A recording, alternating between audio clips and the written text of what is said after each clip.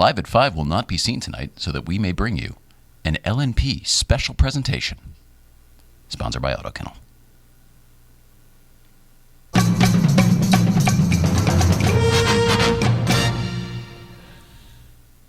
I'm Johnny Lieberman, and you're watching LNP. What does LNP stand for? Late Night Playset. Oh, yeah, that's right. I've been on there. Yeah, good show.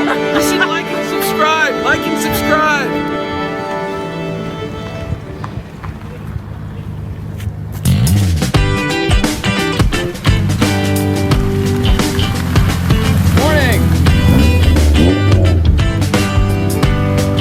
Morning!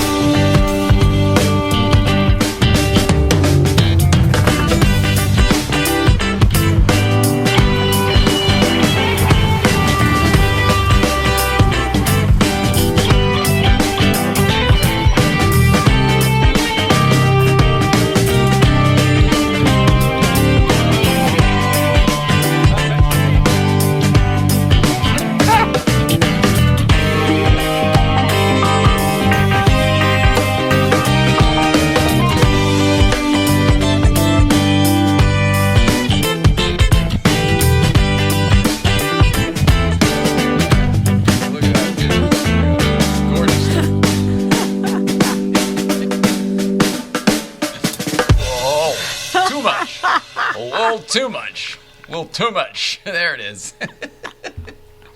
Oh, kill the bubbles. Welcome back, everybody. Tonight is a special night. It's a night that we have been looking forward to for a very long time. It's one of those, you asked for it and we delivered. It's Jay Leno night, everybody. It's Jay Leno night, and that's a special night, not just because Jay Leno's going to be here, but because presented by Auto Kennel. That's right. It's the first ever very special late night presentation. Late night playset present. What is it? It's a very special LNP special presentation. That can't be it. Anyway, you're here on Jay Leno night. It's presented by Auto Kennel. We're grateful to have them. We're grateful to have you with us. And without much fanfare tonight, we want to get right to Jay Leno. A few things I have to tell you. Live at 5 will not be seen tonight. Live at 5 will be back next week at its regularly scheduled program, Tuesdays and Thursdays at 5 here in the Pacific. Tonight we have a pre-tape. We're not live with the audience, and the reason for that is it is the Jay Leno Show. Mr. Jay Leno is very, very generous with his time. You're going to see we go all over the place. We talk a little bit about cars. We talk a lot about late night, a lot about Dave, and we find out if it was weird for him to be back here in this environment. It's a very special episode for us, so thank you very, very much for being here. The only things we have to get out of the way are, because it is business and we know you're going to be watching this show, I have to tell you about GVBC merch available from Dual Shift. Allow me to change my glasses so I can see you a little better, which I can. Hi, neighbor. Hi, neighbor. And here we go. And just like the missus is wearing over there, you're going to want to get these so that you can show your good vibes. Good vibes. Show your support of the good vibes. Available at dualshift.com. And somewhere there's a pin. There's pins as well. But wait, there's more. New Ginsu. So good. Slice through old Ginsu. Those are always the greatest. Can saw through a human bone and still slice this tomato paper thin.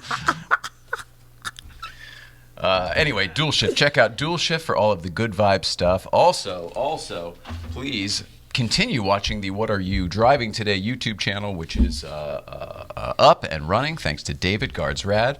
Guardsrad will not be at Breakfast Club tomorrow because he is ill. He's got a cold. It's not COVID. He's just got a cold. He's been running too hard lately. That is actually all of the stuff I have to talk about. We're going to tell everybody about GVBC at the very end after Jay Leno. And do you have anything tonight? I don't think so. Do you have anything to add about Jay Leno, how it was to have him here? Don't go into it too much, but... It's a new way for me to see him and get to talk to him. The last time you would have seen him probably wasn't even Afghanistan. The last time you would have seen him, other than out at car stuff, like professionally, would have been at the Tonight Show? Yeah. So it would have been in the complete role reversal. Totally. You would have had a client there at the Tonight Show, and he would have been coming into the room saying, I have a good show and all that stuff. And Jay Leno came to us. Jay Leno came here to the Little Late Night Playset to do our little show. That was really neat. Obviously, this autistic brain over here who has just been, I don't know, late night centric its whole life. This was a special one, and it was one that I didn't think was going to do for me what it did. I think of Jay Leno as my car guy. It's not really, I don't know, I didn't think it was going to do anything for me special inside, and it really did. So thank you to Jay Leno. And without further ado, we hope you enjoy. Please, presented by Auto Kennel. Presented by Auto Kennel.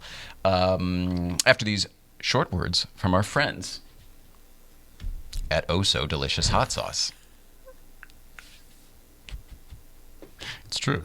Oh, so delicious. It's the hot sauce made by bears.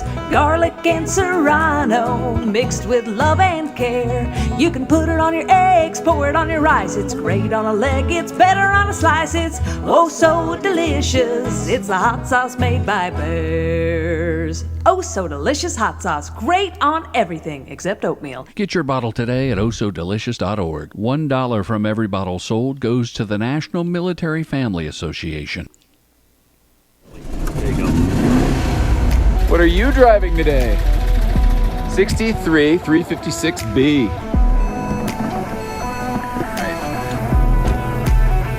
Hey, 111. What are you driving today? Here we go.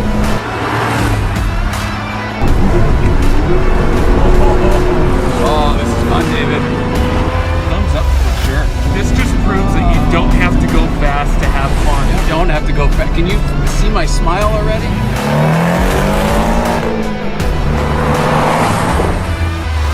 Okay, I'm impressed. You don't need to stick it. He's already got it. My car's going to feel slow as balls after this, I'll tell you that. Pedal down. Yeah, baby.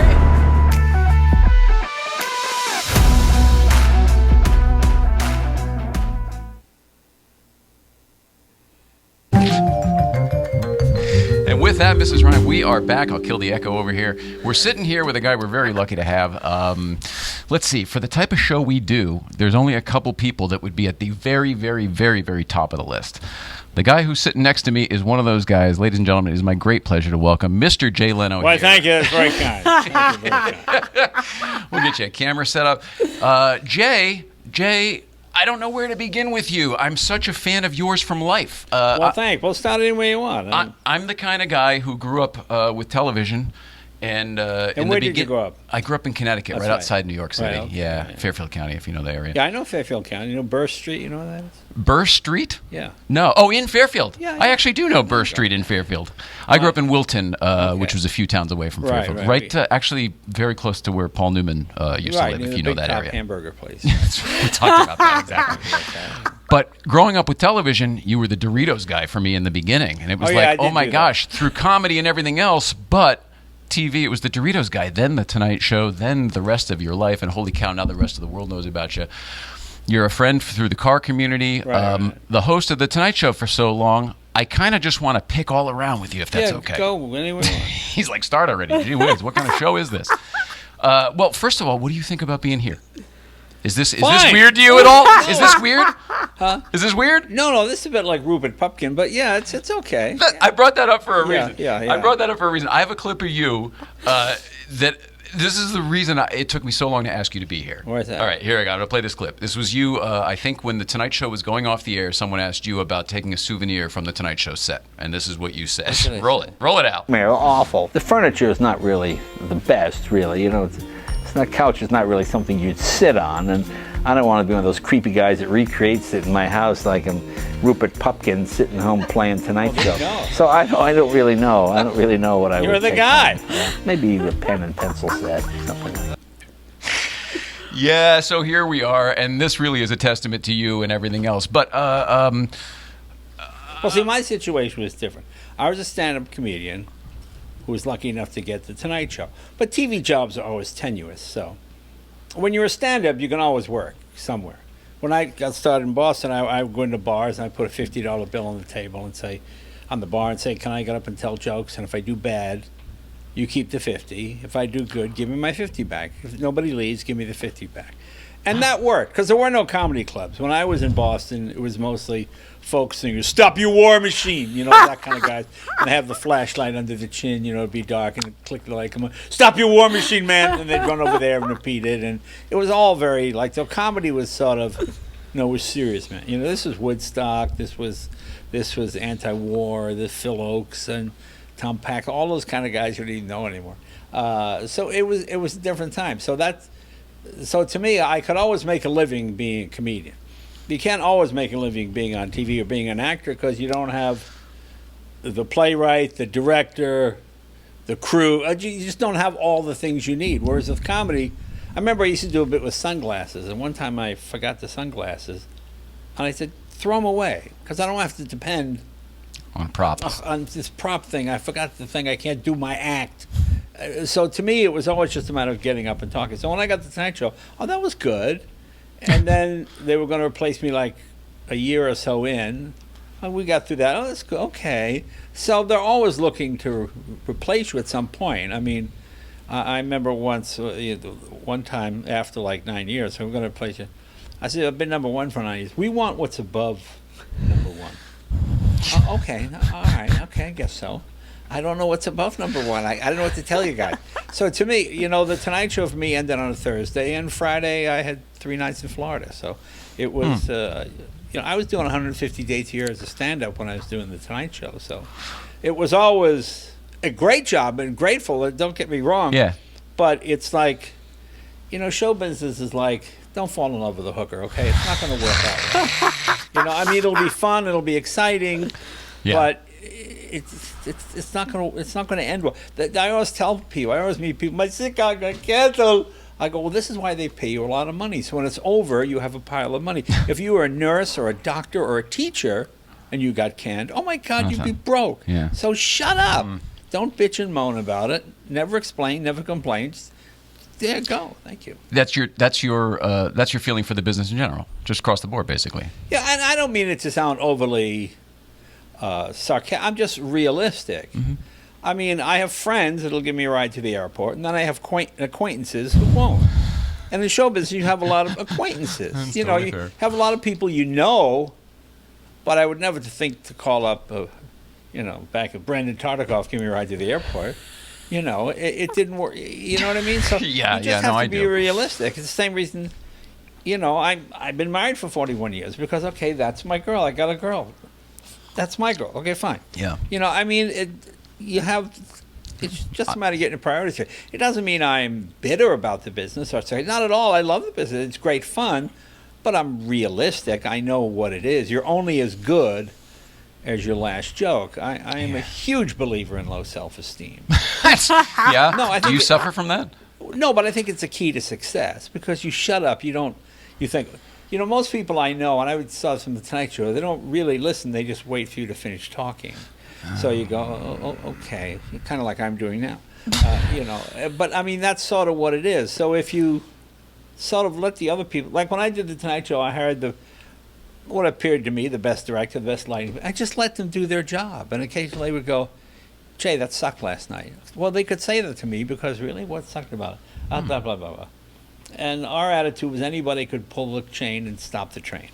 You know? Interesting. And I have so many. So everybody had a voice, you mean? Yeah, even interns would say, I didn't like the thing you did last night. No Okay, way. why? Yeah, no, it was fine because, you know what I'm saying? Because Are you serious? Well, you got to feel for exactly where you are. I have so many friends that have, you know, it's like the scene in The Godfather where he's in Cuba and he sees a soldier blow himself up, and it was considered successful because he took out 2 cops. And I see shows like this. People so hate the host that they don't mind losing their job as long as that prick loses his or her job. Oh, I know what you mean by that. You know, and that I do know. happens a lot.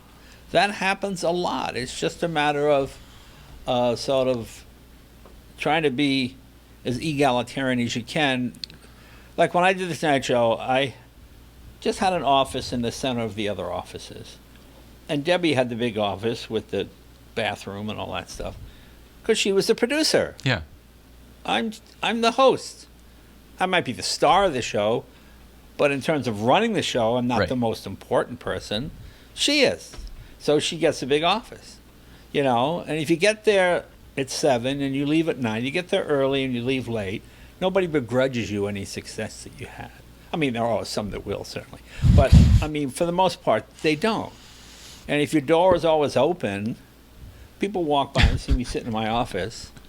I never shut the door because that's how you get in trouble.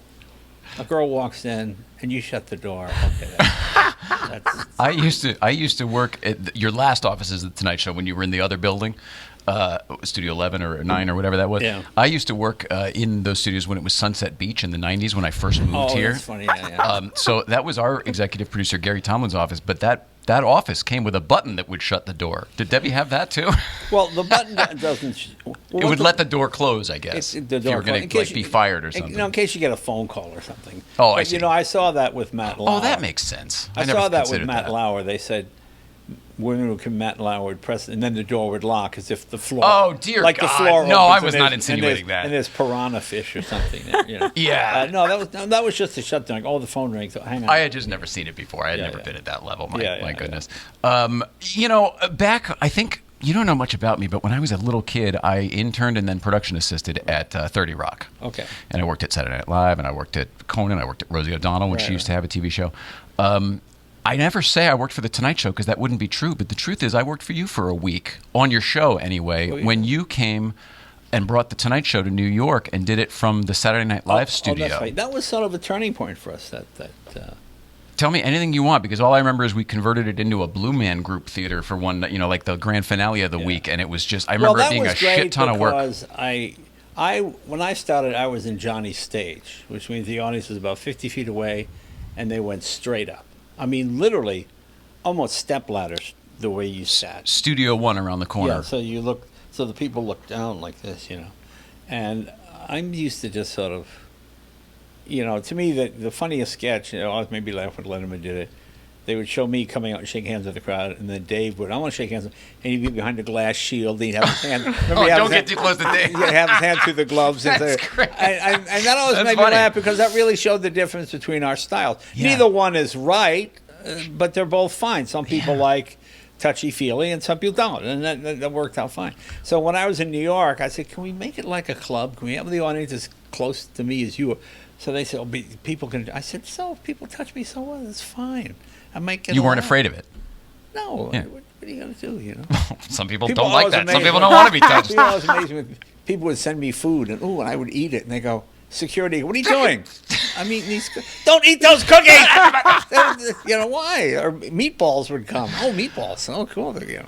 God, I see both sides of that, but man, if I smelled the meatballs, I'd be in there too. Exactly. I guess, you know, the Dave and Jay of it all was in the old days. I've never seen either of you better than when you were both together on those shows. I When you agree. were a guest. agree. Can you tell me about why you used to bring the sandwiches out and all that? Was there a reason behind that running bit where you would bring like hoagies and footlongs and all that stuff? Wait for me. Did you bring any rubber gloves? I don't need rubber Any gloves. waiters? These are big shoulder sandwiches. All right, that's good. Thank you very much, Jay. You let me know when you're done here with the No, Mr. go ahead. Go. You can start right I on. don't want a Mr. Beef. Thanks anyway. Oh, it's so good, huh?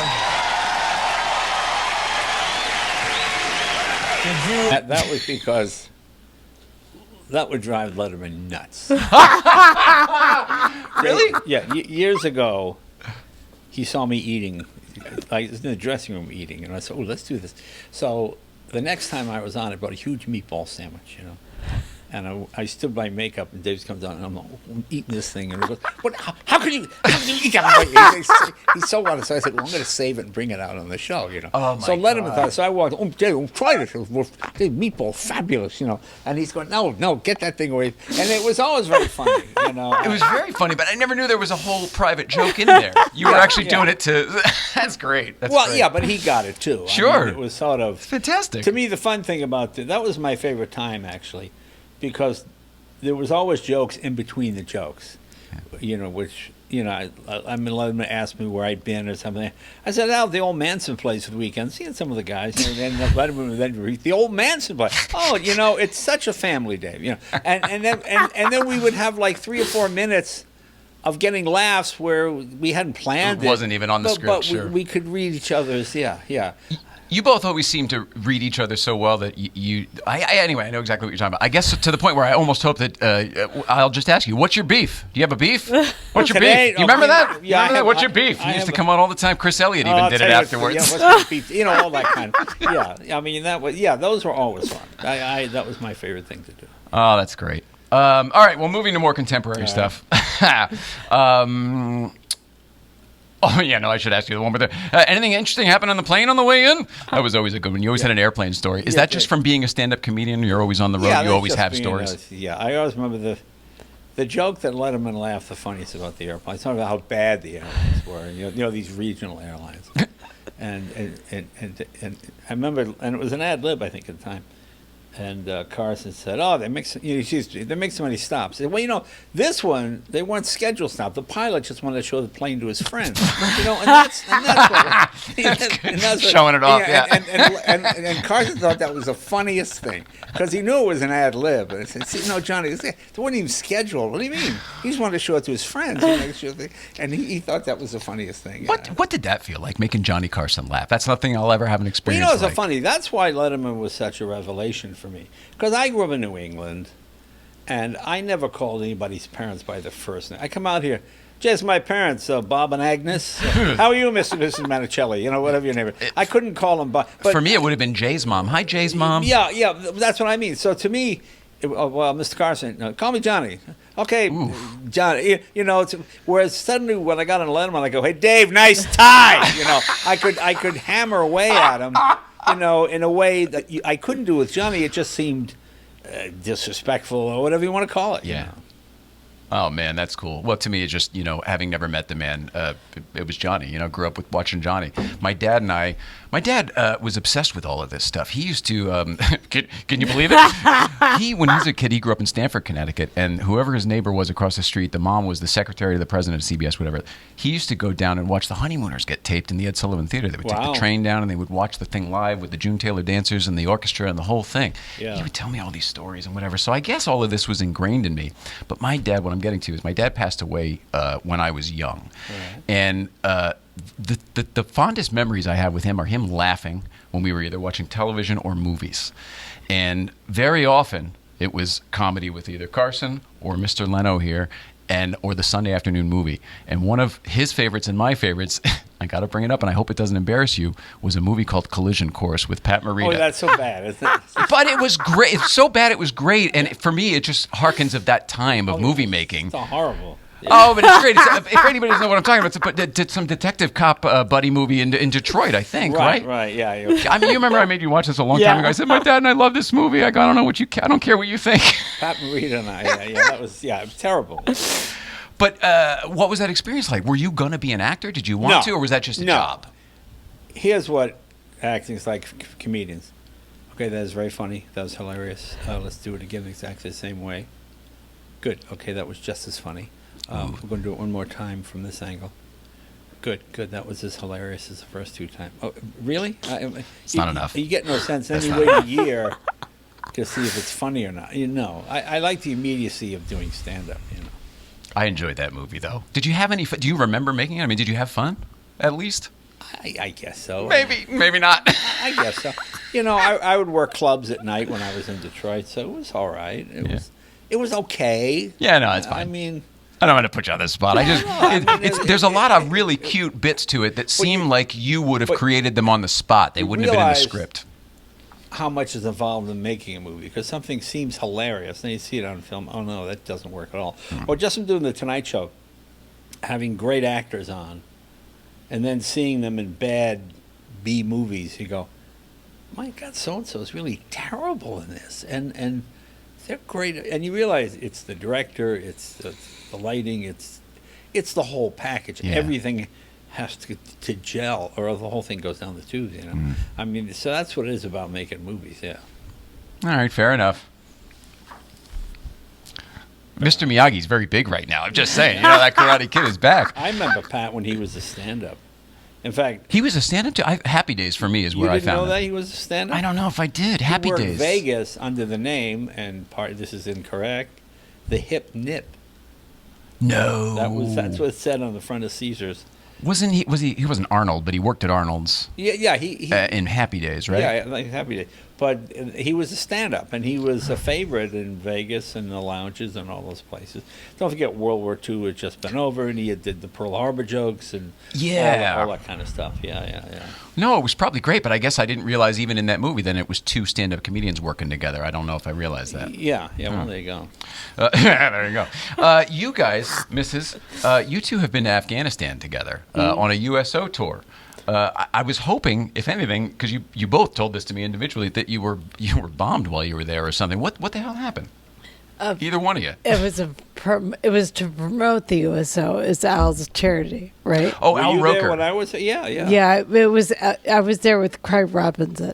Oh, okay. There was a bunch of people, and he'd call about someone else I worked And he with. was wonderful. I got a photo there. It's you guys. Let's see. It's Craig Robinson, Eliza Schlesinger. Right. That's right. Al Roker there, Yeah. and Kevin Eubanks is there too. Kevin, yeah. Yeah. I was astounded because Craig Robinson, I got up on stage and I went, these are all 19-year-old kids. I mean, everybody. And I just didn't have, because when you work a big audience, you got a couple of young references, a couple of them, and I realized I'm dying here, So I was just doing jokes. I mean, I just getting through it as best I could. Sure. And Craig Robinson killed. I mean, he got up, sat down the piano, started doing some songs, started riffing. Just killed. I said, oh, man, that's the way to do it. He was great. He was just great. Oh, he's funny in general. You guys are all funny. That's interesting, though. You add a musical element, of course, that brings a different energy. Yeah. I mean, when was the last time these guys had a guy playing piano out there? Well, It's the probably been a first while. time I did it was Desert Storm. Early 90s. That was one day a guy showed up in my garage not that long ago. He goes, hi, Miss Leno, can I show you a picture?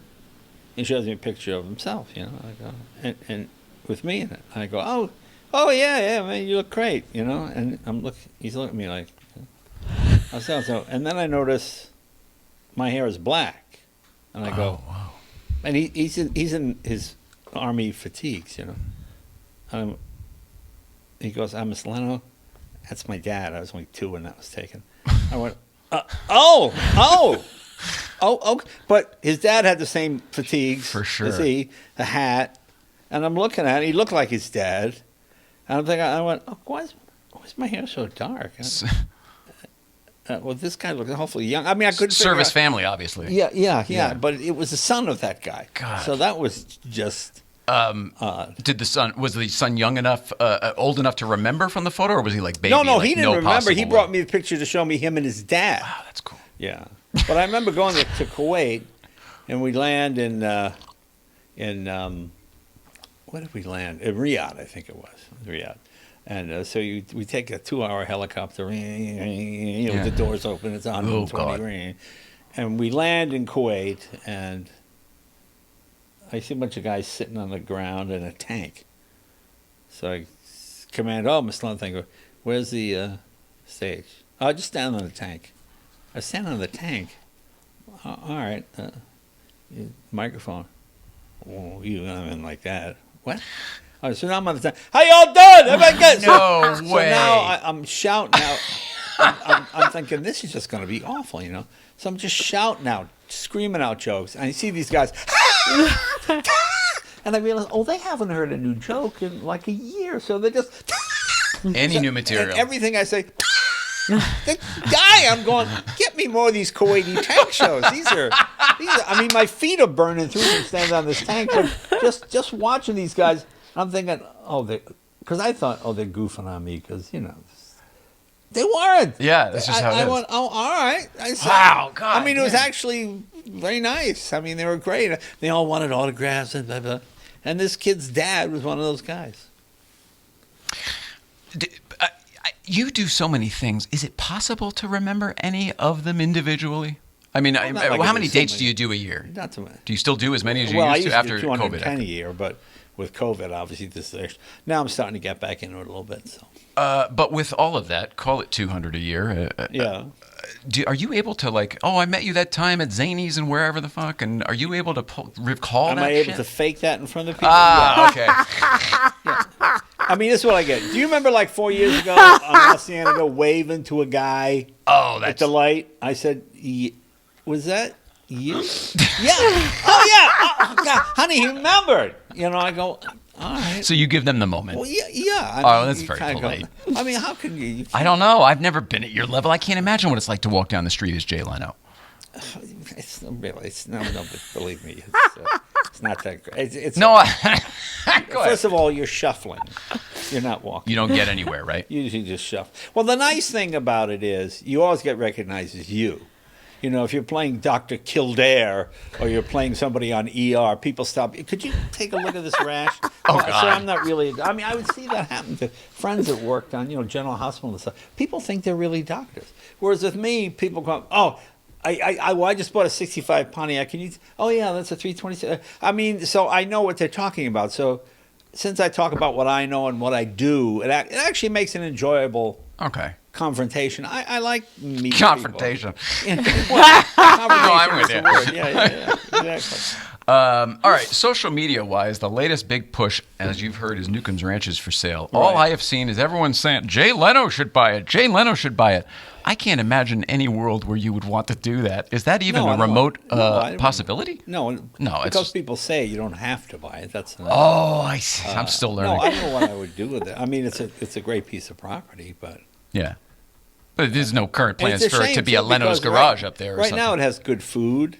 The food is excellent, actually. we used to go up there for breakfast every Friday. Oh yeah, it was great. But between fires in the summer, snow in the winter, I don't know how you could even keep it going. Yeah, we were talking to Matt Farah about it too, because he was talking about opening up another location, something like that at the bottom of the hill, the top of the hill. That'd be cool, but it's just I don't know how you do anything other than what's there. Yeah, and then you're responsible for every accident that happens. Oh God, keep it. People, go off the side and whatever. From Newcombs to Newport, I just saw something on a YouTube thing popped up. You live in Newport, Rhode Island as well, or do you have a place in Newport? I bought a place there. Yeah. I love Newport. I grew up in and around Newport. Yeah, it's a nice place.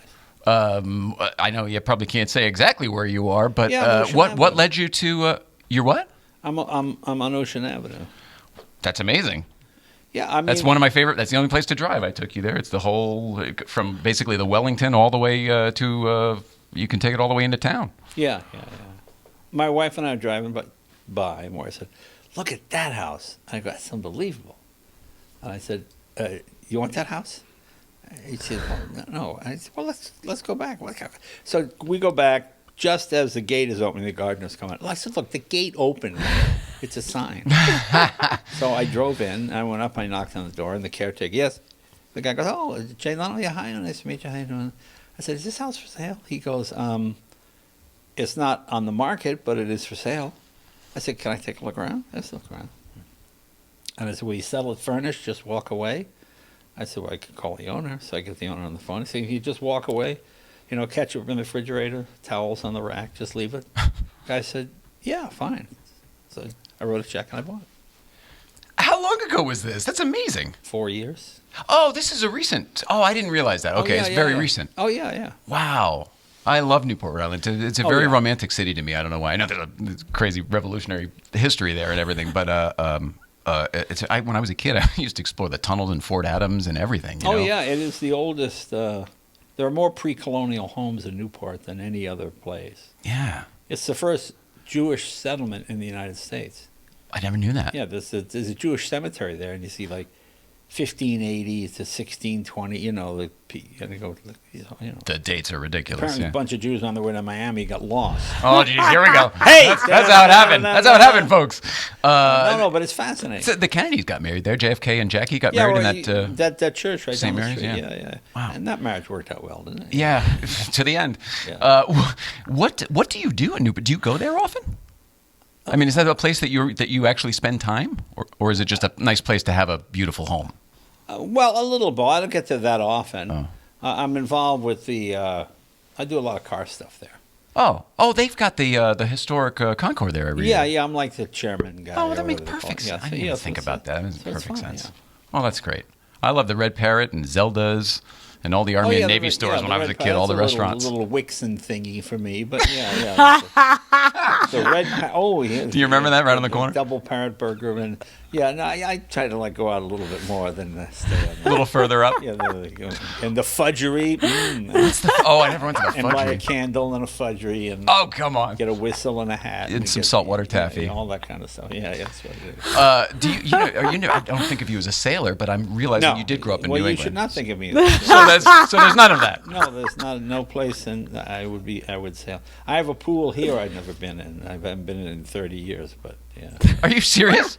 I haven't. I can't. I get up to the pool. I have that New England thing, I mean, I get up to the pool and I go, really? Well, you got nothing else to do? You got nothing broken? Oh, Really? yeah, that's a good point. Really? What are you going to sit in the pool? Why you should be busy now right you're now. like, okay, now you're like a rich fat guy sitting in a pool.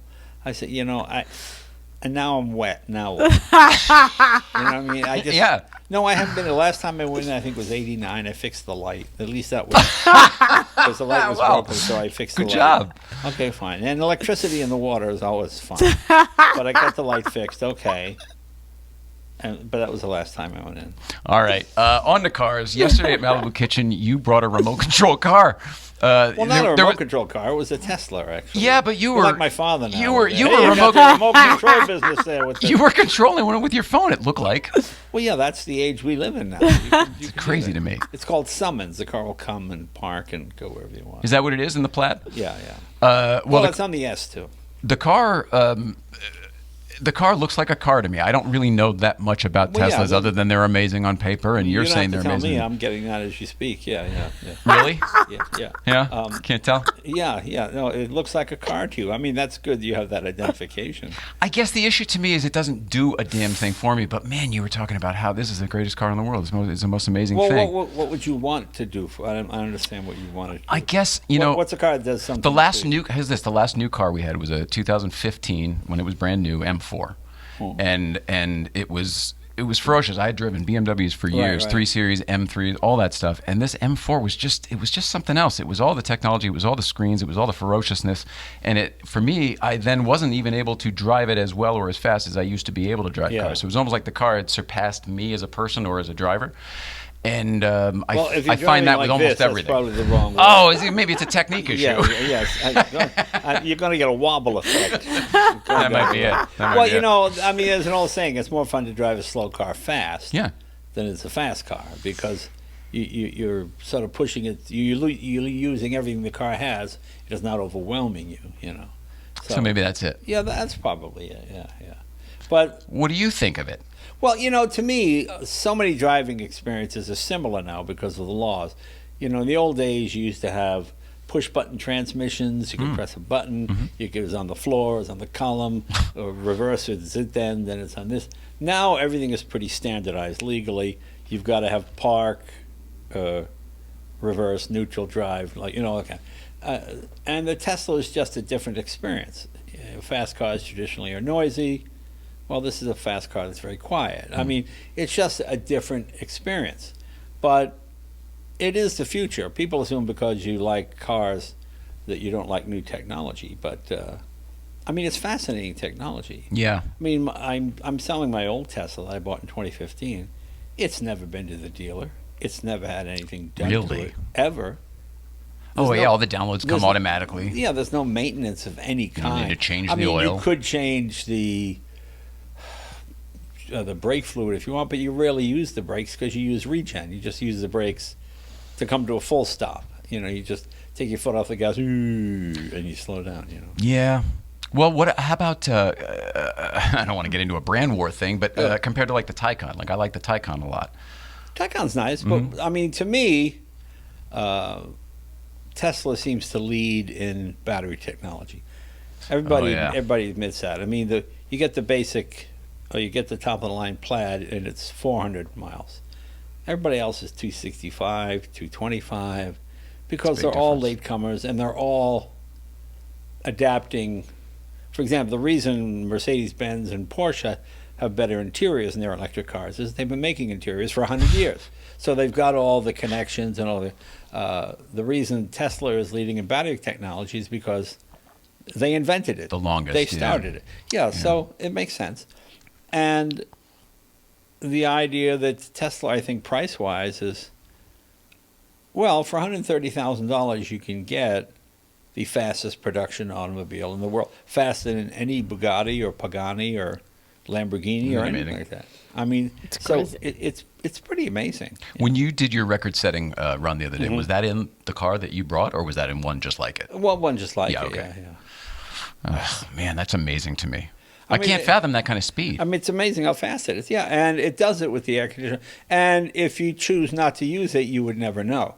You know, most traditionally cars that are really fast, you're sitting there like, it's noisy. Get it going, yeah. Yeah, and you've got to be moving, and air's got to go through it. And whereas with electric, you don't have that.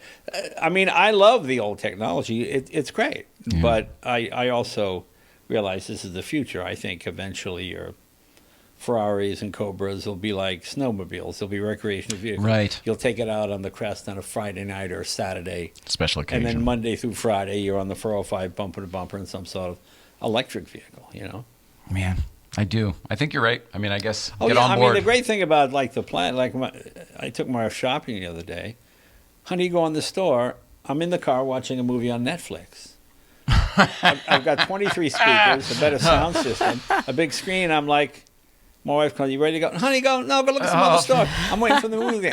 Normally I'd be sitting there with the engine running and it'd be hot, and then I watch the temperature climb, and I'm wasting cycling gas. Back and forth. Whereas this, it was all you just sit there and I'm watching a movie on Netflix. It's great. That's pretty amazing. Yeah. All right, so comfort is the future. I think so. You know, it's ease of maintenance. You don't do anything. There's no... That's good right now. What happens in a couple years when, stuff starts to go and you don't need to do anything? I thought I need to do anything. And people, then the wheels are falling off and shit. Well, I bought my Tesla in 2015, so it's technically 7 years old. With how many miles on it? No, but the idea is the battery is not degraded even 10%. Oh, I see. Nothing is worn out. Nothing is broken.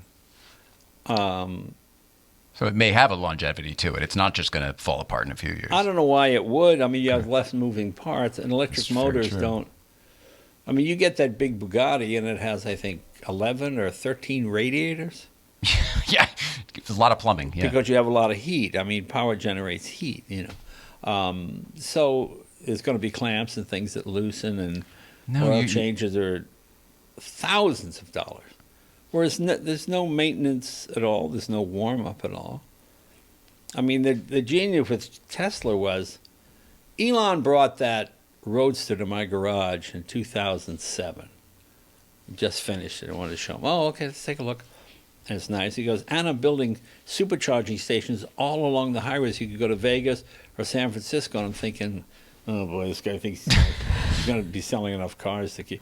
But he did. Yeah. Everybody else builds an electric car. Where do you charge it? Anywhere. We're working on that. Yeah, we're going to have it, but they don't have it. Or they have some sort of lame 110-volt thing where you put quarters in a machine, whatever it is. Whereas the Teslas had this, and it's free.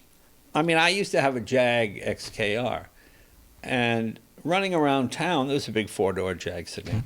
That was $80 a week gas minimum. Because you're really getting 11 to 13 miles around town. Stop and go. Every week it was $80 to $100 to fill the tank. And that's when gas was $3 a gallon. Now you're $5 a gallon. I mean, with this thing, I just drive past the gas. Oh, okay, save $80. That's pretty cool. Yeah, and when you go to a supercharging station, it's free. How long does it take at a supercharging station when you stop there? You can get 80% in about 15 to 20 minutes. That's amazing. Yeah, so it's great. I mean, if someone said, I'll give you $80 if you stand here for 15 minutes. Okay. And you can sit in the car and watch a movie while you're doing it. That's amazing. All right, we've all had our beverage. Then I get to all the stuff I really wanted to get on the card. Yeah, Rupert Pupkin, we hit that for sure. USO, Collision Course, Newcomb's. I think everything's good. How do you feel about doing this? You've said yes a bunch of times. I know we had to put it together, and it was tough and everything. I'm so grateful to you for doing it. Was this okay? Did you enjoy it at least? Are we all done already? I mean, we were wrapping it up, yeah. Oh, all right. I mean, unless you want to talk about more shit. No. I'll talk to you forever. I'm conscientious of your time. Good. What else you got? You got any other questions? I mean, we can talk about anything. I've known you my whole life. All right. You know what I mean? Ask me a question. All right. No, I asked you the other day about if you participated in the late night, the documentary that was just on recently. I didn't. That's what you said. And the story's been told and everything. I said, oh, well, Bill Carter did it because he wrote the books and everything on it. Did you ever read any of the books or watch the movie or any of that shit from back in the day? I don't really have a big... I watched the movie. You did? Yeah, I saw it when it came out. It was on HBO. I said, I'll watch it. Oh, I can't believe... I would have thought never in a million years. Okay. No, I don't get angry. I just get annoyed that people just get the facts. You know, people think, well, you stole the show from Letterman. Dave didn't have the show. You know, Johnny had the show. Johnny had the show, and I was the permanent guest host for over 5 years. I was the only other person doing it. And NBC's thinking was, we have a hugely successful show at 12:30 with Dave, and my ratings were very good when I was guest hosting. Mm-hmm. That's why they gave me the show. So let's do this. This way we have 2 hit shows back to back, which was true. So the idea that I would leave and go to CBS or somewhere else, I mean, it was never there. Did they say it was in the movie? I can't remember. You said that you hate when they get the facts wrong. Oh, I can't remember. Oh, okay. It wasn't, you weren't saying anything specific. It was just generically. I'm just saying in real life now what the deal was, you know. So. The movie I remember being cartoony. Yeah, it was cartoony. It was like a caricature of the whole I know situation. Dave hated the guy that played him. And that guy's so talented too in other shit, in other stuff. He's so funny. And then I never believed that you hid in a closet. I never believed it. Did you really hide in a closet like that story? Yeah. You really did? Well, what it was is I had no agent, I had no manager. Right. Okay, and there were all these rumors. So I went over to Warren's office. I knew there was a meeting at 4 o'clock. And I went in there. I said, went and sat in the closet about 3:15. So I heard everything that was going on. And I remember, this was kind of funny. I remember saying to, I remember Warren Littlefield saying, and I did it a couple of times. He said, you know, Leno's asked me about a few things that I know were only said in this room. And I was going, we didn't talk about it. Well, look, from now on, we don't even tell our first lieutenants what goes on in here. All right? All right, fine. Everybody leaves. I go outside. 2 days later, I pass Warren in the hall. And I go, First Lieutenant Jay Leno. He goes, hey, what's that? I go, what? What do you mean, First Lieutenant? Oh, it's just expression, you know, like McHale's Navy or whatever. No, but why did you say? Oh, you were fucking with him. And it was actually pretty funny. I mean, having worked at NBC and the bit like I knew in the movie they represent like he runs across the midway there over to the commissary, but the executive building, the whole thing, and I was like, it just none of it makes sense to me. And then they've got Rick, he's passed away now. Rick Ludwin sitting at the table eating pizza, and Jay Leno's in the closet. I go, those guys are friends. If anything, Jay Leno's sitting at the table just being quiet, having some pizza. No. So that was all fictitious for the movie. That was just bullshit from the movie. Yeah, that he was eating pizza. Yeah, the whole thing was a conference call in Boca. He was in the meeting, yeah. Yeah. Oh, but it was a real meeting. It was in person. Yeah, and the second meeting of the conference call in Boca, what happened there was I called, and I tried to reach Warren, and they said, "Oh, he's not in his room yet." Okay, click. So then I called back 10 minutes later, and I said, "I'll try Warren again." And I hear, "Hello." So I'm thinking, "Oh, he must have just got to the room," and just per chance I said, You're in the restroom. Let me call you back. He goes, what? You're in the restroom. I'll call you back. And I hung up. Well, he had just been in the restroom. So it seems like you're He called Ludwin and go, I want these rooms swept. There's a bug in this room. my God. Yeah, that was pretty funny. Yeah. So. And that one was a coincidence. Yeah, it was a coincidence. I told Ludwin that years later, and he went, "Oh yeah," because he wanted us to sweep the room because he thought there was a bug. Because he said, you called him as soon as he within 2 minutes of him being in the room, and he was in the restroom and you knew he was in the restroom, but you were here. Unbelievable. Yeah, Unbelievable. But I was just playing with him. But Warren was a good guy. Still is. I have met him a handful of times. She has as well. He was always very nice. Yeah, very nice. I enjoyed that whole story. I feel like that story, the story was so much bigger than had just one of you gotten the shows with no any kind of controversy. You know what I mean? Like all of that worked out so well for everybody. CBS, NBC, everybody. Well, because everyone in this country was talking about it. Everybody comes after you, but I always... Who do you tackle? The guy with the football. And the Tonight Show was the football. So Number one. Yeah, so you expect to get beat up and attacked and, all of a sudden you're not funny anymore, you change, or there's always some other aspect of it. But where does that come from? I don't automatically know that. You know that from experience, right? Just from being in the business. Is that a stand-up thing? Or is that just somebody from New England who didn't think he would amount to the hill of beans that he has amounted to? Well, probably a little bit of all of those. Yeah. I mean... I'm realistic about it. I'll give you an example. A lot of times I would go see comedians and I would say, it's good, but where you said whatever the obscenity is, you can't say that on the air. I goes, I'll change it for the show. I know, but when you audition for the show, if you use the obscenity, they assume you're going to use it on the show. Yeah. And you have these, I always thought, well thought out talks. Okay.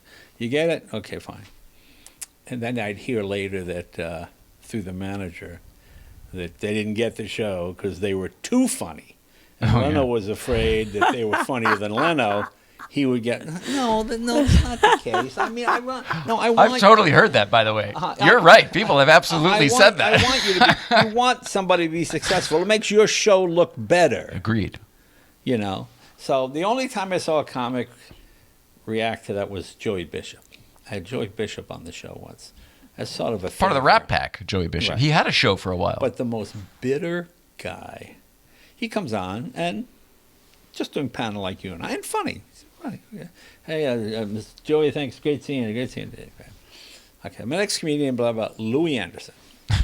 So Louis goes out, and nobody funnier than Louis. I love Louis. So Louis is killing doing stand up, and I feel this tug on my shoulder.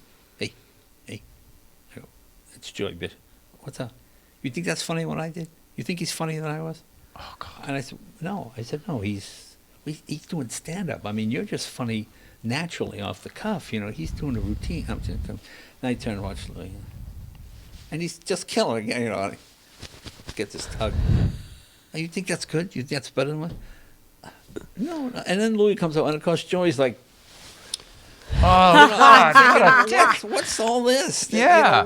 Why? What are you? You're 80-something. You've had all the success in the world. Why so bitter? Oh, my God. Was there an answer? Was he bitter in the end? It's not my call, yeah. But as I read more about him, I see that was fairly prevalent. Oh, that's a shame. His show was weird. I've only seen, I was before my time, but I've seen clips of it. And it was sort of... Well, his talk show, his panel show, Joey Bishop show. Yeah, he won. Yeah, he... Was somebody... He made some mistakes. Oh, okay. His biggest mistake was he was part of the Rat Pack. I'm not sure how we got in there, but okay. And certainly the smallest of the rats in the Rat Pack. Fair enough. And Sinatra one time asked him to, I can't do this thing. Could you go down and do it? And Joey said, yeah, it's $50,000. And now Frank's asking a favor. And this is years ago. That's still a tremendous amount of money for one night. Let's go back 25 years. It's like $250,000. And Frank said, well, this is kind of I can't do it because got to get 50. That's my price. I'm getting uncomfortable. He never worked with Sinatra. Yeah. No. No, that sucks. It sucks. Yeah. It was Even if you needed the money, I mean, it's Frank, for God's sake. Read the room. Well, I mean, whether it was Frank or Seinfeld or Gary Shandling or whoever, you do it, whatever, if it pays something, great. If not, you're helping out a fellow performer. I fully agree. Pay it forward. So, I mean, that's, yeah. You just mentioned Gary Shandling, one of my all-time favorites. Were you close with him at all? Yes, great comic. Funny guy. Really funny guy. Shandling was terrific.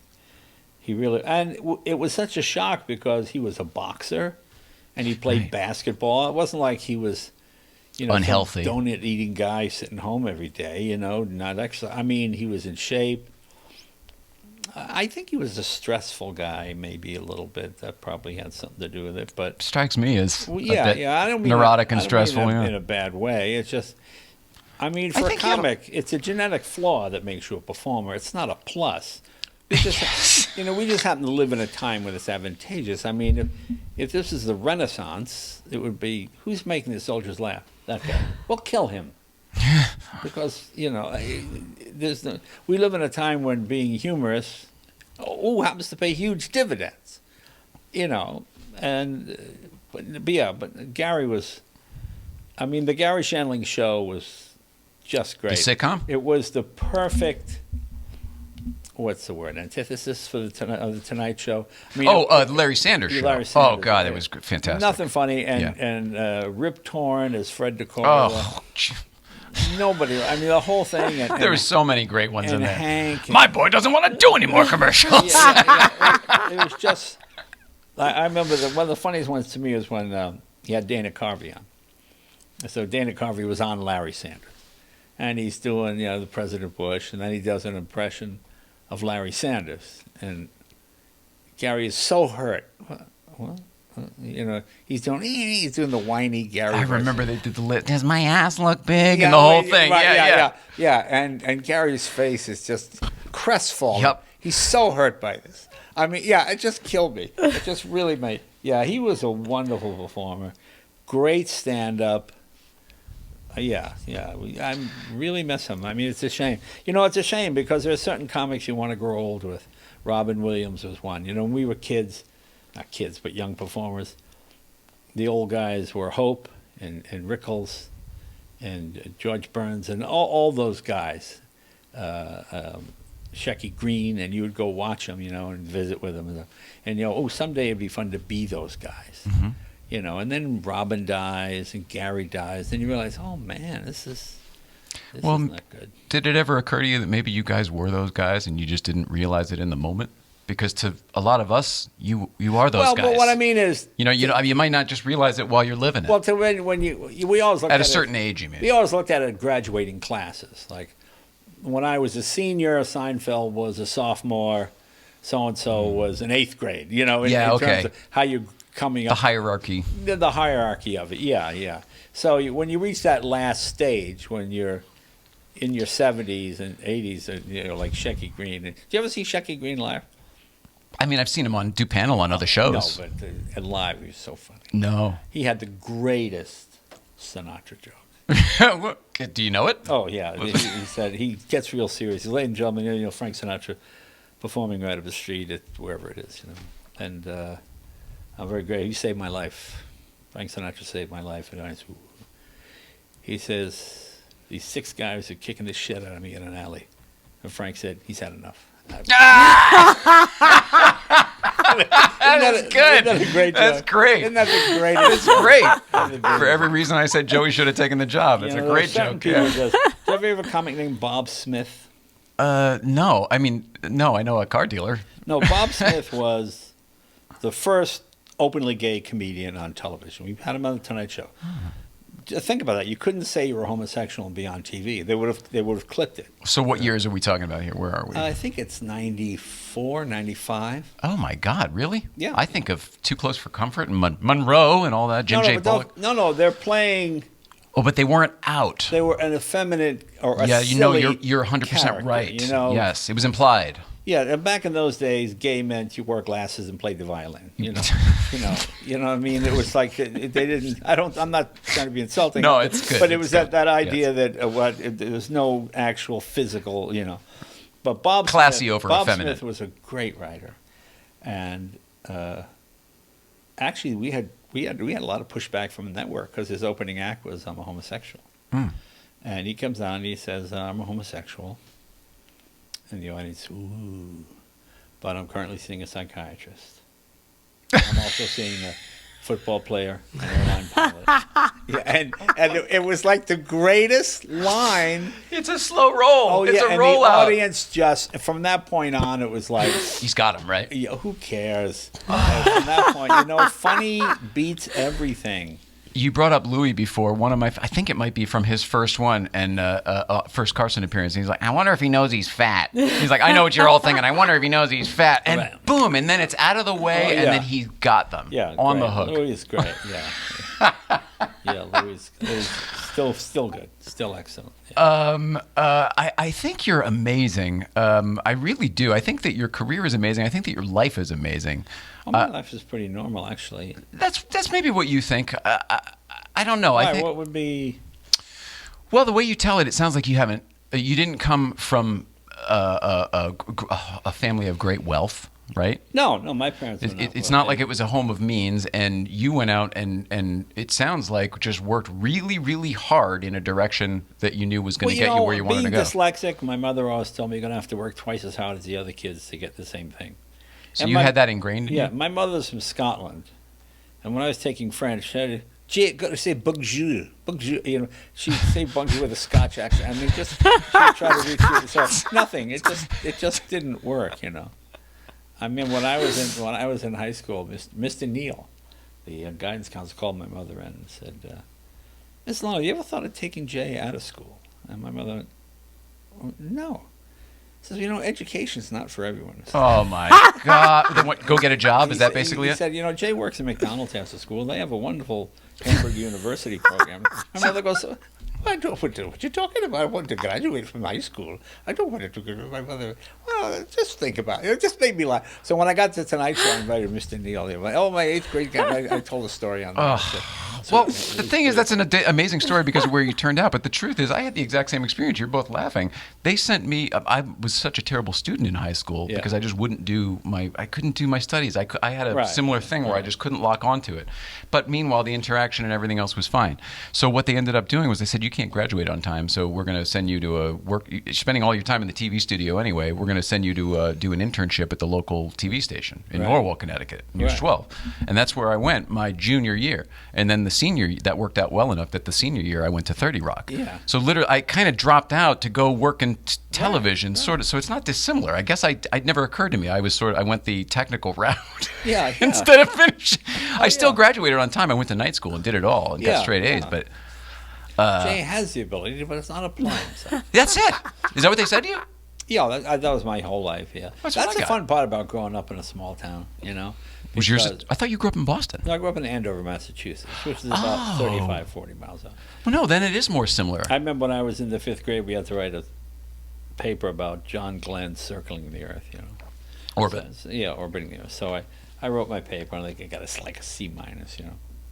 So then 48 years later, I have John Glenn on the Tonight Show. Remember at age 78 he went up in space? Yeah, I do. So I called Mr. Simon, my 5th grade teacher, who I still had the phone number. That's what I mean, because they still live in the same place, And I said, remember I did the paper? And go, Jay, what? Remember I did a thing on John Glenn? I said, okay, I have the second half of my report. Bookend coming up. Yeah, I said, I want you to watch tonight. This is the second half. The first half was the written part. So he upgraded me to an A. Oh. My mother never lived to see it. That was sad. But yeah, so I called him. But I said, watch the show tonight. John Glenn, I'm going to mention you. I'm going to talk about the report. And so he was so thrilled. He graded me to an A. So that was pretty good. It's amazing. It's amazing. Well, that's what's funny about growing up in a small town. My teachers are still in the same homeroom 40 years later. Hilarious. I know exactly what you mean. Yeah. Mine are all finally graduating. Yeah, I mean, but here in LA, every teacher's writing a screenplay. I'm doing this for 3 years until I can get out. It's an exit strategy. Yeah, but mine were I always had Actually, that's how I got into it. I had an English teacher that said, "You're all screwing around. Why don't you write down some of your funny stories and just read them to the class, and I'll give you credit." I said, "Oh, okay." And it was the first time in my life I enjoyed doing homework. I sat down and read the stories, and I mean, it's kid stuff. So a couple people laughed. He said, "Oh," he said, "You ever think of being a comedy writer?" I said, "No, no, not in Andover, Massachusetts. I mean, it doesn't even seem possible, So yeah, I was lucky. I had good teachers. I'm sure there are plenty of teachers like that still. I just don't run into them like I did on a regular basis when I was a kid. Makes sense. Yeah. Wrapping it up for real, what's coming up on Jay Leno's Garage? Well, I'm starting a new game show, You Bet Your Life. That starts in September. That'll be Well, let's talk about You Bet Your Life then. It's the old Groucho Marx game show. I loved it. Yeah, it's with the duck. The duck comes from the it's basically jaywalking, In that you're interacting with regular folks? Yeah, with regular folks, and there's a game element involved, so I think it'll be fun. Have you already done these? Are they already in the camp? We start July 26th. Where are you doing them? Here in town. I mean, at a studio, though? Yeah, 6 shows a day for 12 weeks. Where are you doing them? What studio? Like in Pacoima, something studios. I mean, yeah. Oh, not some. Okay, I got it. I mean, the business has changed that way. You don't get the.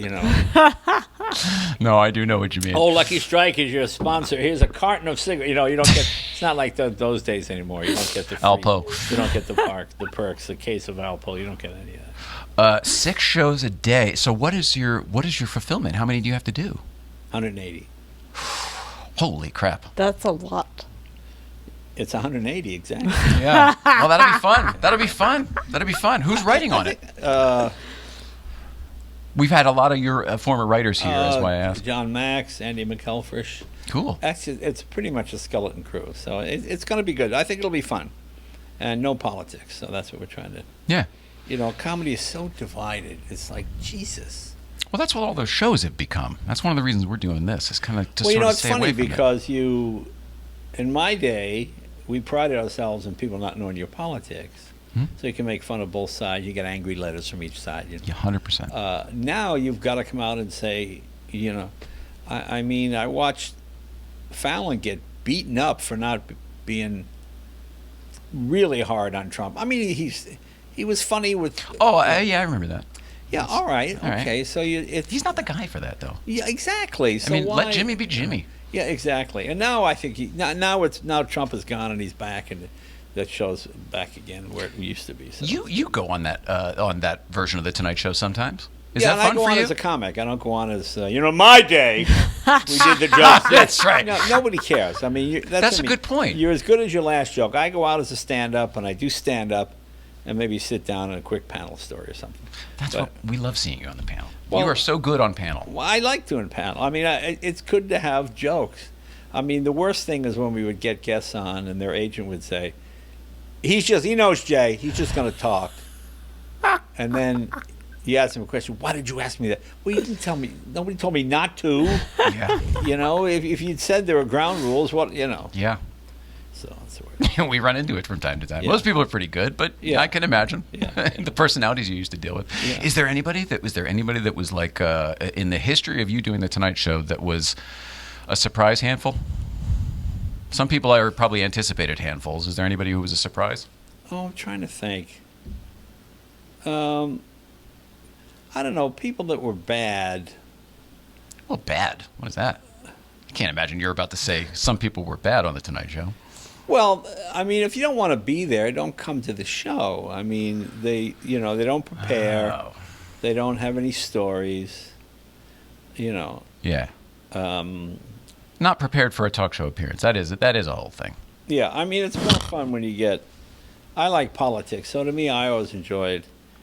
The first time we had Barack Obama on, it was great because he was just a senator and he just announced he was running.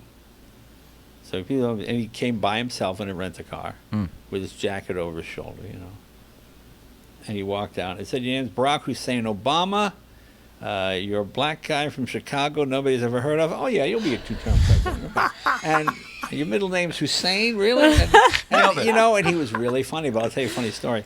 So we became friends. The next time he came to the show, he was president, and the whole parking lot was tented. So no one can see from a satellite where it was. Oh, my God. But the first time he was there, he gave me a cell phone. So I was telling people this story. Well, he gave me a cell phone. He said, well, you should call him up. I said, well, I'm not going to call him up. He's president of the United States. I said, I'm sure the cell phone isn't even connected anymore. He said, well, let's call it. And I go, I'm not going to call it. And I was like, all right. Who's egging you on? Come on, tell us. Who were you with? Nobody you know. All right. So let me call. So I dial the number. Hello, Brock here. Miss President, it's Jay Leno. Jay, what can I do for you? Nothing. You gave me this number. I'm going to throw it away. I'm very sorry, Mr. President. And he laughed. And he was, he's I wanted to see if it was a real number. That's legit. Yeah, very funny. That's legitimate. That's amazing. Yeah, that was really funny. Is there anybody you wanted to get that you never were able to get? I can't imagine anybody wouldn't do the Tonight Show, but it's got to be somebody. Oh, yeah, just about everybody. Yeah, we had just about everybody. When I said a surprise handful before, the one that came to mind was when Bobcat Goldthwait lit the couch on fire. Well, was that planned? No, that was rather disappointing to me because Goldthwait he threw lighter fluid all over the place and then set the couch on fire. Okay. Well, the fire marshal went crazy. He wanted him arrested. Mm-hmm. I mean, thrown in jail. And no, he's just trying to be a comic, and of course, right away I became, Mr. Ruin the Moment, Leno, Goldthwait was being hilarious, and Goldthwait attacked me, and then of course once you get Howard Stern, everybody, is that Howard Stern got involved? I was the bad guy because I was the corporate guy. I was the, Here's what I remember. It was the time when Arsenio was whatever, he would get canceled or whatever, and Bobcat flipped out on his show and tore the set apart. That's what I remember. Yeah. And then I remember he lit the chair on fire. All you did was put the damn fire out. I wouldn't say that's right. He literally poured water on the fire. I really fought to have him not get arrested. Yeah. And he did. But they don't understand, a comic is just pushing the envelope. He was just trying to get a rise out of people. He wasn't trying to start a four-alarm blaze here. They don't get that, probably. There's nothing harder than writing a joke. And people do anything to avoid writing a joke. Because it's the hardest thing. It is. When I see people do things where I go, if you just said something funny, it would have canceled all of that out. But how many times you see comedians do other things other than be funny? If they were funny, it would have solved the whole problem. You mentioned Arsenio. I'll tell you a funny Arsenio story. Arsenio and I were great friends. And then when he got his show and I was against him, it was, I'm going to kick Leno's ass, all that kind of, all that stuff started in the paper, right?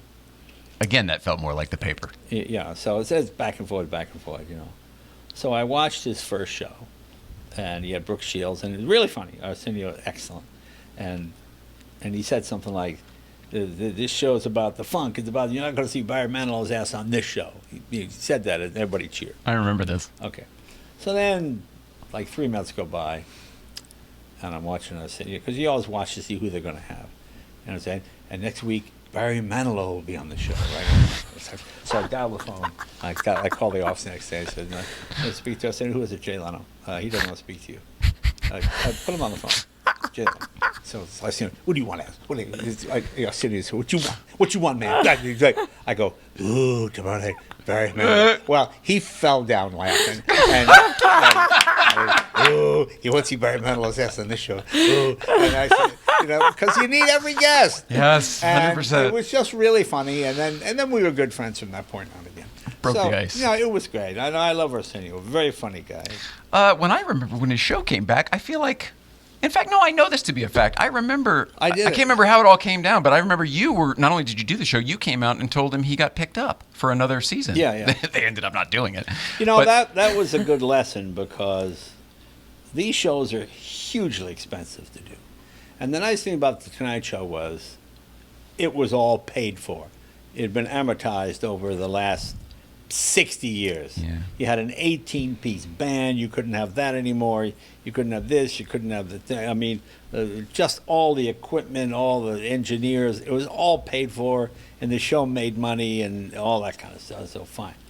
Same thing with Arsenio's show. Then when Arsenio came back, well, you can't have 12-piece band. You got to have 3 pieces. No, he couldn't. He wasn't even allowed to play some sitcom the theme.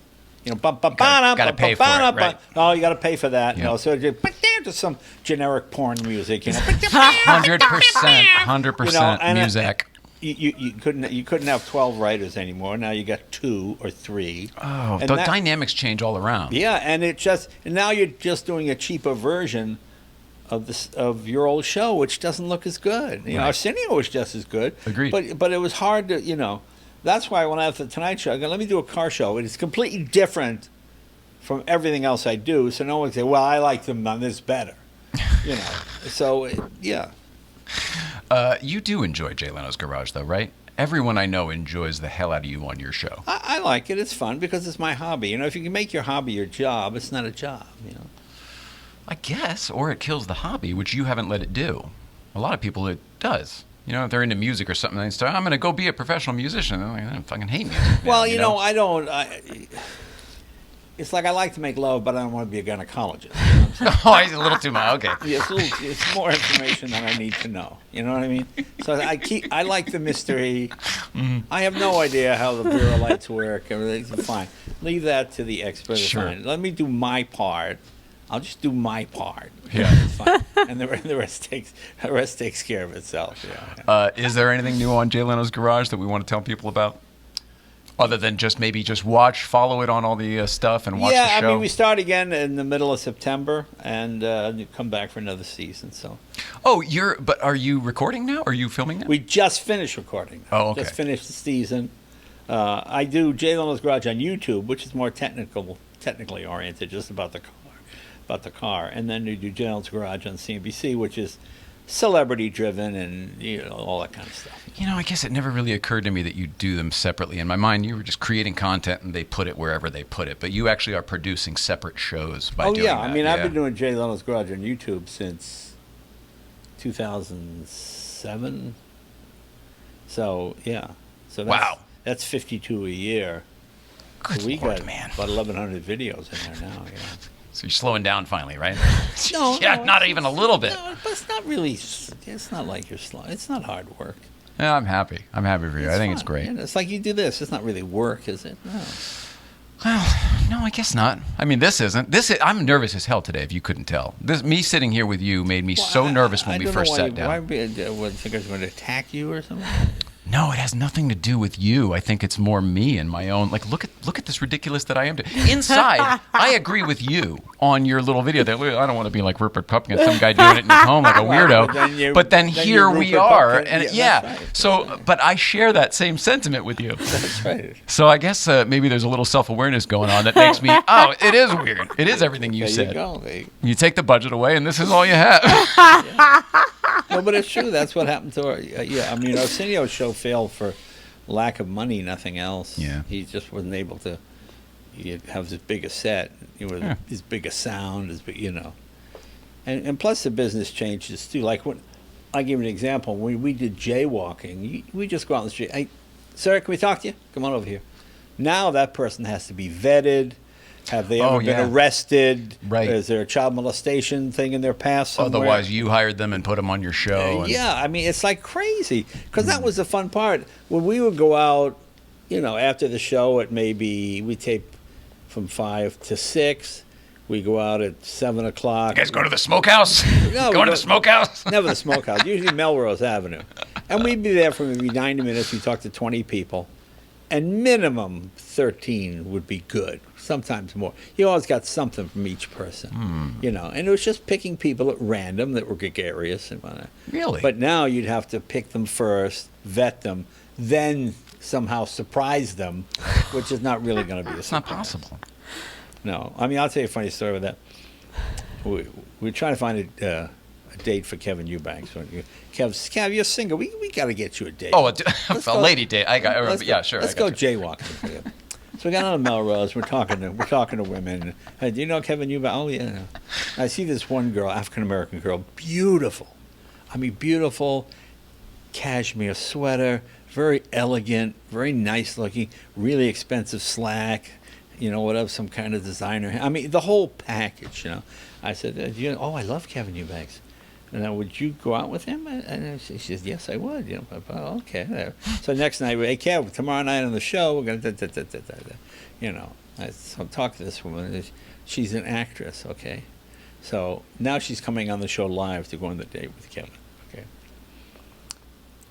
So I said, what have you been in? She said, I'll send you some of my movies. You see where this is going. Oh, my goodness gracious. We get a huge, beautiful woman. A huge box of like the most graphic porn tapes. Yeah.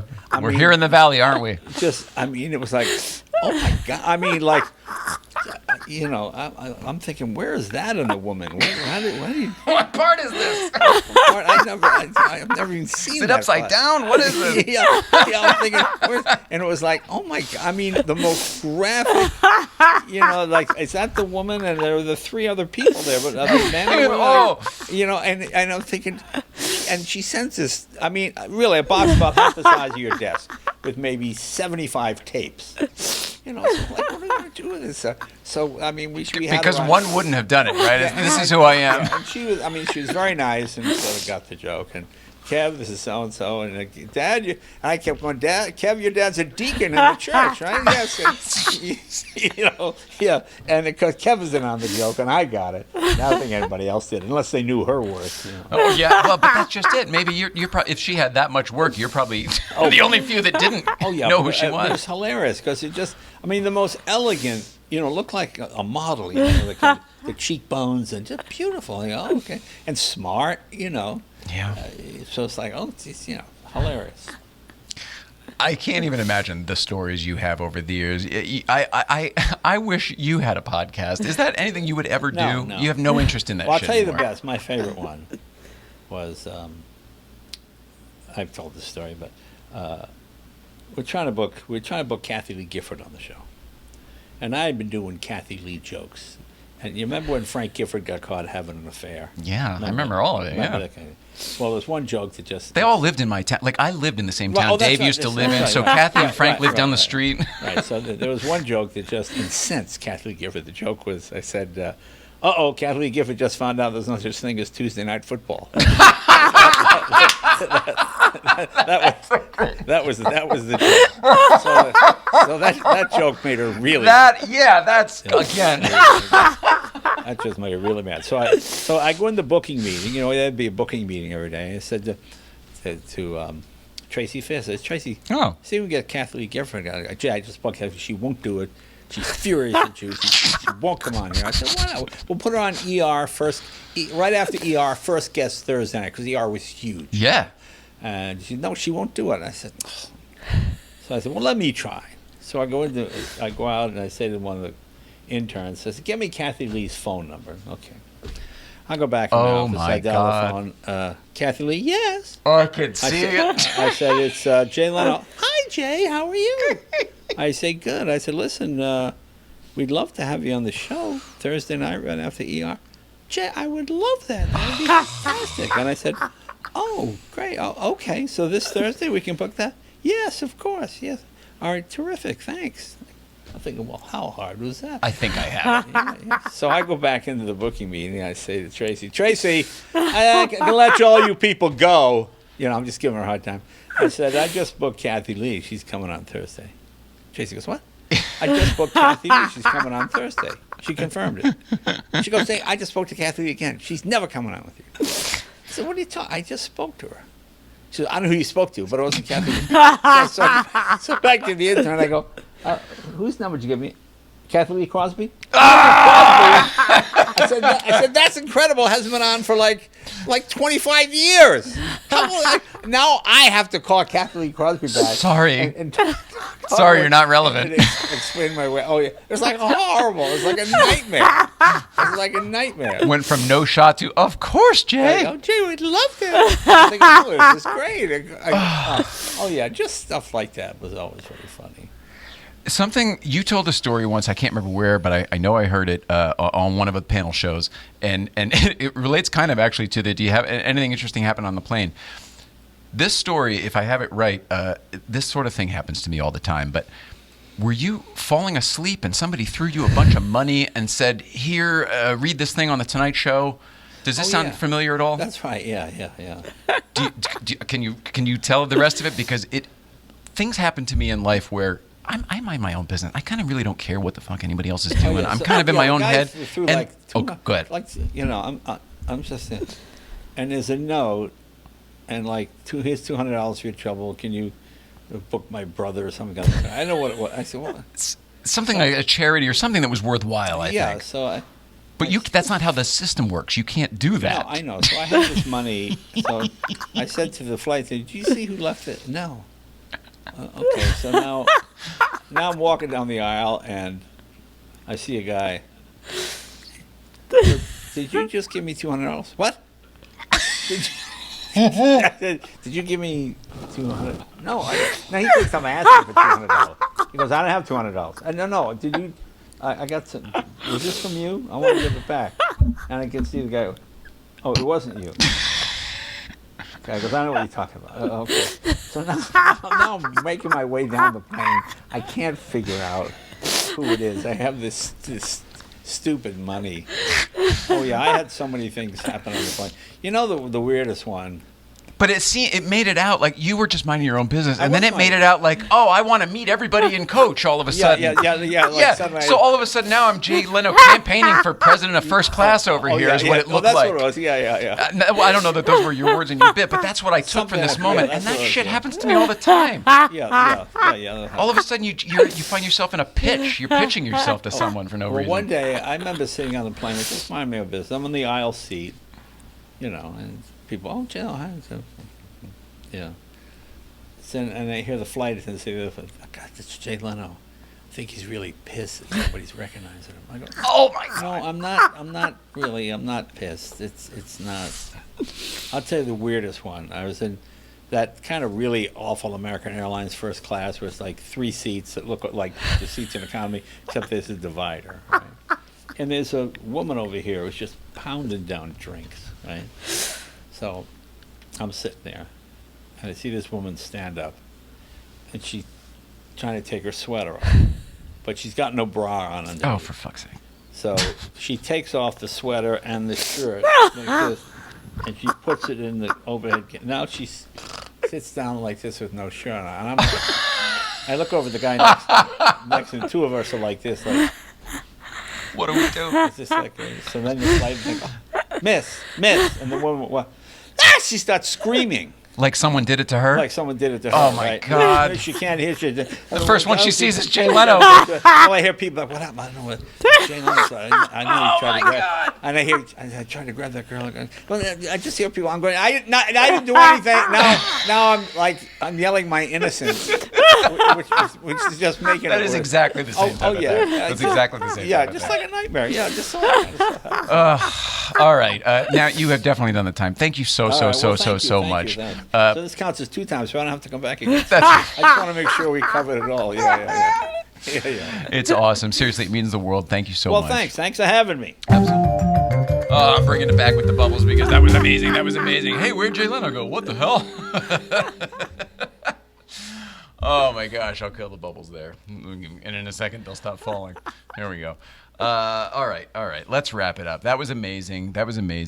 Huge thank yous to Jay Leno for being here. My goodness. And being so open and generous with his time and his information there. He really opened the vault on a few things that I was just pretty surprised about. How was it for you? It was really, he had great stories that I hadn't heard before. And then for having him here, having Jay Leno come to us, crazy. Shut up about it now. Huge thanks to Jay Leno. Huge thanks to Auto Kennel, by the way. None of this would be possible. This interview would not have been brought to you if it weren't for Auto Kennel. Thank you. In addition to that, my goodness, I have to mention coverageforyourtoys.com. They say all that separates men and boys is the coverage for their toys. St. Clair Insurance is coverage for your toys. In this case, we're talking about the collector car market. Your car is worth more than it used to be. Go check it out and then call coverageforyourtoys.com. You'd have to go to your computer for that. Although you can call things on your computer these days. I don't know. Go to the computer, find out the phone number, then give it a call. CoverageForYourToys.com, CoverageForYourToys.com. CoverageForYourToys.com. And I would be remiss if I didn't mention that my name is Jay Ryan from Late Night Playset, telling you to please like, subscribe, and comment below. This feeds the internet algorithm and eventually us as well. I'm going to get the smoke out the right side. There we go.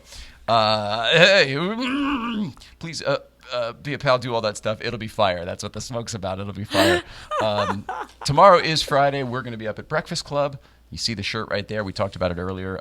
This is crazy. We are on fire. I'm going to do the Bill O'Reilly thing. To play us out, I'll do it live.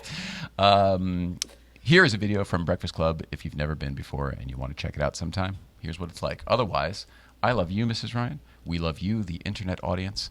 Thank you so much for watching. We would not do this if it weren't for you. It's that simple. So thank you, thank you, thank you. And we love you. We'll see you out there. Love one another. Did I say that? Love one another.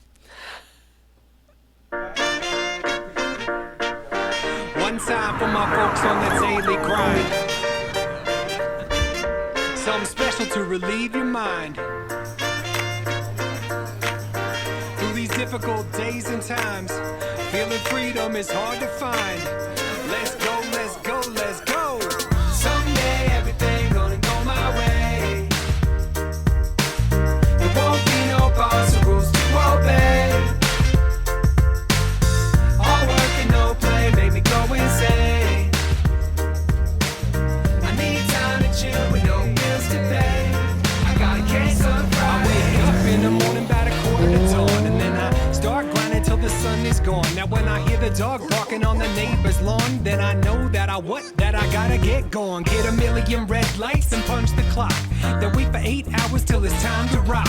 I guess I better wise up for my time's up and tell a 9 to 5 that it can kiss my what? Cause life is for living, not waiting to die. And new beginnings are in short supply. So go find your why, get your piece of the pie, and never give another minute till the days gone by.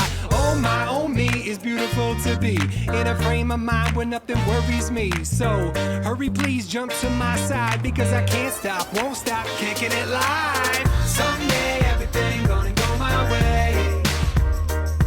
There won't be no boss or rules to obey. All work and no play make me go insane.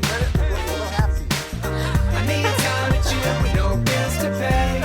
I got a case on Friday. It's always back to the rat race, working at a fast pace. Let them stack plates while you tighten that back brace. And you could say thank you, but never say please. Gotta make your side hustle become your main squeeze. Don't sleep on the present, cause you know it's a gift.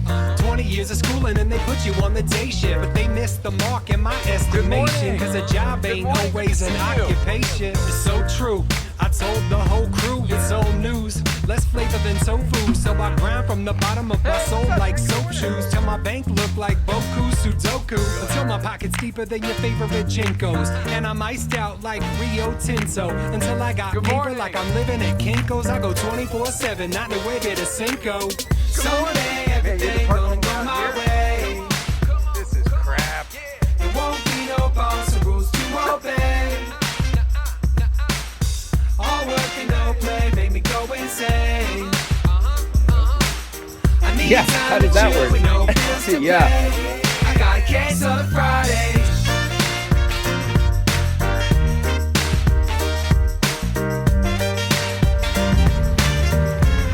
I got a case on Friday. Oh my, oh me, it's beautiful to be in a frame of mind where nothing worries me. So hurry please, jump to my side, because I can't stop, won't stop. I got a case on Friday.